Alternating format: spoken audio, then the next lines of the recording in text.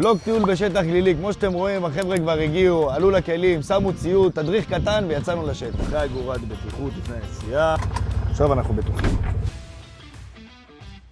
כולם אחריי, בואו לחוות איתנו אקסטרים ונופים שלא ראיתם בשום מקום בחיים שלכם. הגענו ליצירת התרעננות שלנו, הורדנו ציוד וקדימה לנחל.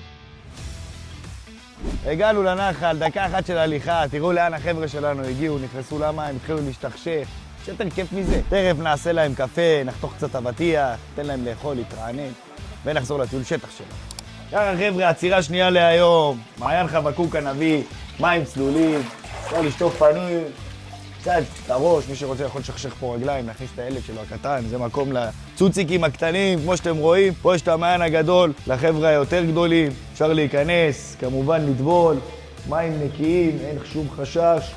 וחוזרים חזרה לטיול שלנו. כמו שאתם רואים חברים, הגענו חזרה למתחם שלנו, לטיול אקסטרימי, מהנה, מעייף. תודה שצפיתם בבלוג שלנו, להתראות עד הפעם הבאה.